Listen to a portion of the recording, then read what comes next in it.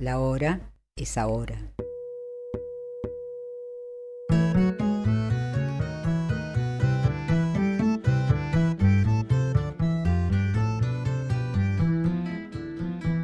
Conducción, cualquiera de nosotros. Coordinación general y producción, la hora de la militancia.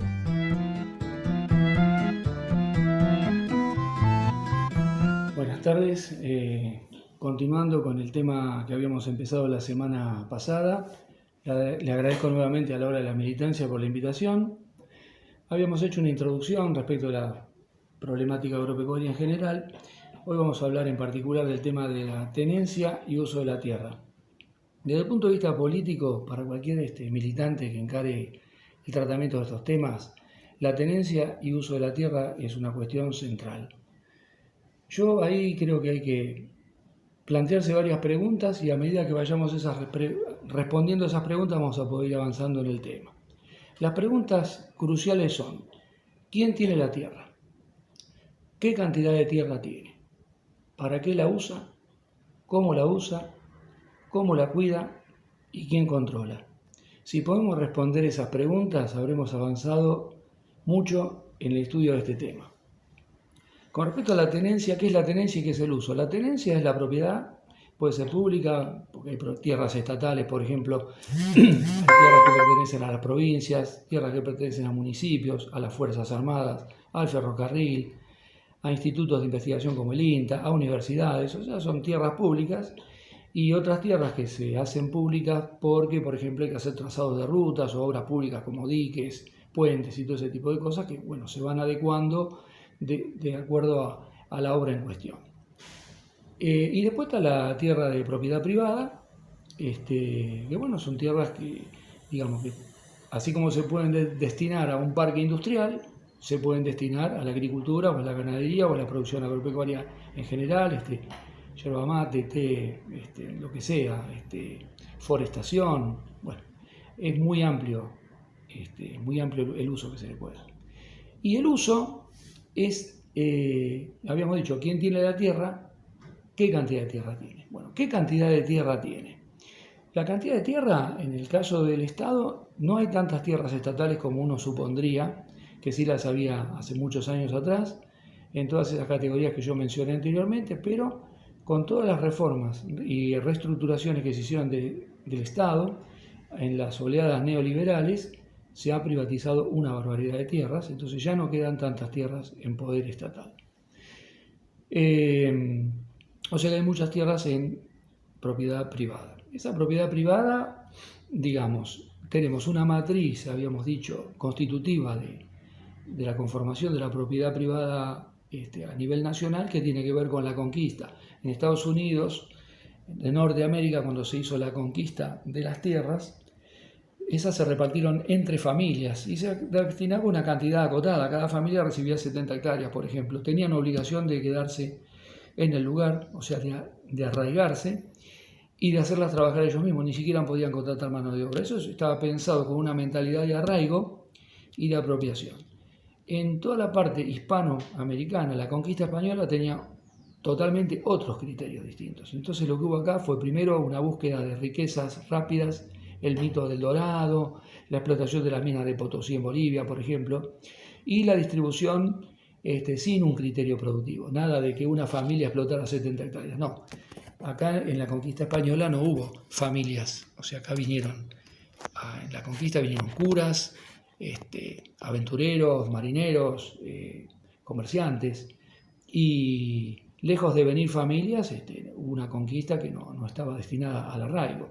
Entonces las tierras se distribuyeron de una forma muy concentrada, en base también a lo que pasaba en España, porque estaban en una época feudal, en la época de la conquista, y en la época feudal se caracterizaba por grandes tierras bajo la posesión de un noble generalmente. Y después los villanos, que eran los que trabajaban esas tierras. Bueno, en este caso pasa hasta el día de hoy que desde, digamos, toda América Latina, desde México hasta Tierra del Fuego, el 1% de los propietarios son dueños de la mitad del territorio. Quiere decir que la concentración abarca a todos los países, no se salva ninguno. Brasil pasa lo mismo, Venezuela, Colombia, que son extensiones muy grandes, México son países enormes. Lo que pasa es que en esos países también hay más cantidad de campesinado, entonces es como que hay más población distribuida en los campos que en Argentina. Nosotros tenemos un porcentaje de urbanización cercano al 92%, mucho más de porcentaje de población urbana a nivel nacional que países industrializados. Tenemos más población urbana que países como Alemania o como Estados Unidos, siendo que Estados Unidos tiene mucha industria y tiene un territorio muy grande, sin embargo, ellos están más o menos en un 70% de población urbana. O sea que con todo el desarrollo industrial que tienen todavía más población campesina o agrícola que nosotros. Bueno, eso marca un poco las diferencias de cómo está constituida la distribución geográfica y territorial.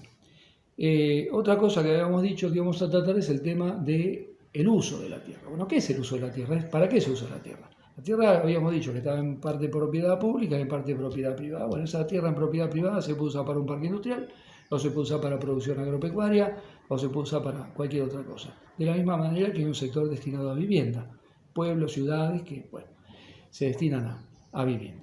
En el caso de las tierras agrícolas, se supone que hay distintos estratos porque hay propietarios más grandes, más capitalizados y propietarios más pequeños.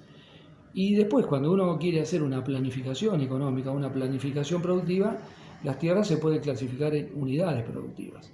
De ese tema no van a escuchar hablar nunca, porque digamos, toda la mentalidad neoliberal, que es la que domina el discurso, no va a hablar nunca de una unidad productiva. Una unidad productiva ¿para qué? Unidad productiva para una familia, para dos familias, para tres familias, para una cooperativa, para una empresa. En general de ese tema no se habla, es mala palabra, porque tiene que ver con la organización de ese recurso. Y como el neoliberalismo quiere dejar todo a manos del libre mercado y que cada uno haga lo que quiera, ese concepto de unidad productiva es como que no corre. Y en realidad las unidades productivas son formas de cuantificar un potencial productivo de una superficie determinada con ciertas aptitudes, así como hay tierras que son aptas para la agricultura, otras son mixtas, otras son para ganadería. Mixta quiere decir agricultura y ganadería. Y después también hay que diferenciar porque las zonas geográficas del país hacen que las agriculturas no son las mismas, no es la misma la zona núcleo, que se cultivan cereales, que las zonas vitivinícolas, o las zonas yerbateras, o las zonas del tabaco, en fin.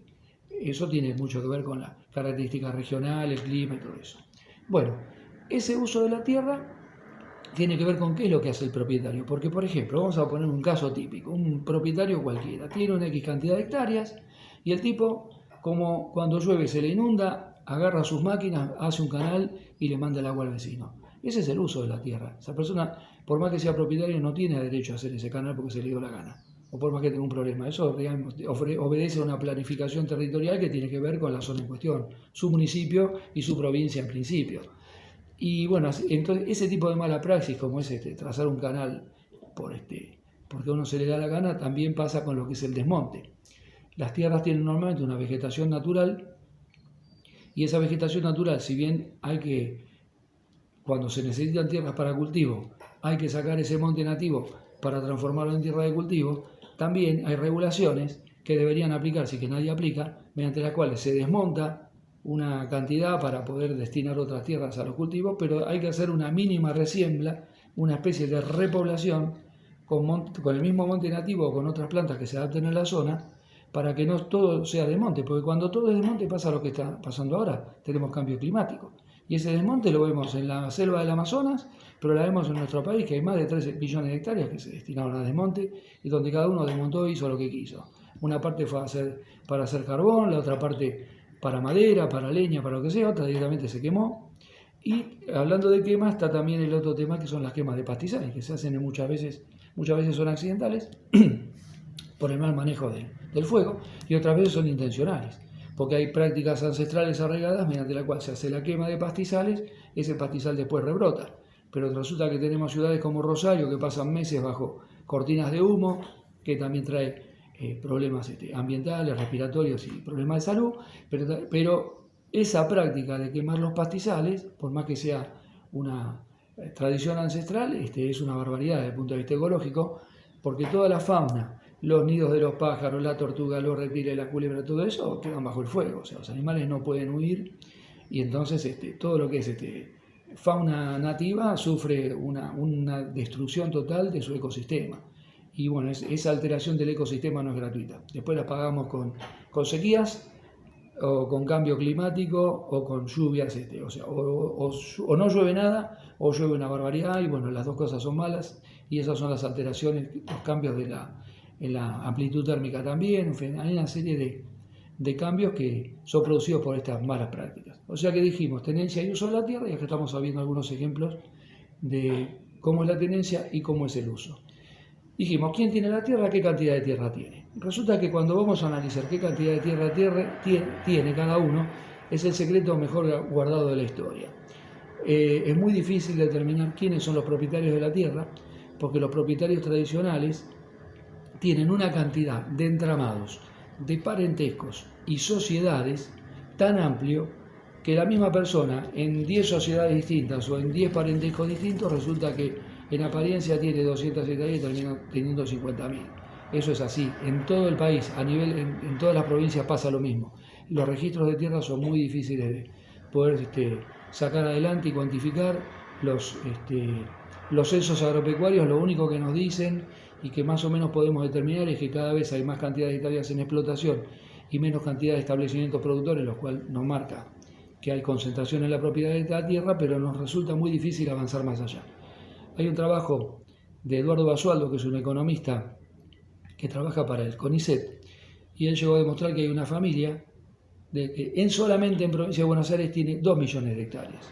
Pero ¿qué pasa? Que esa familia son varios parientes en varias sociedades y están todos emparentados y entramados entre sí, y resulta que terminan acaparando 2 millones de hectáreas, nada menos que de provincia de Buenos Aires, que son una de las mejores tierras del país. Bueno, de esas cosas se tiene que ocupar la militancia. Dijimos, ¿quién tiene la tierra? ¿Qué cantidad de tierra tiene? ¿Cómo la usa? ¿Qué es el uso de la tierra? ¿Y quién controla? Y ahí es la pregunta, ¿quién controla? Nadie controla.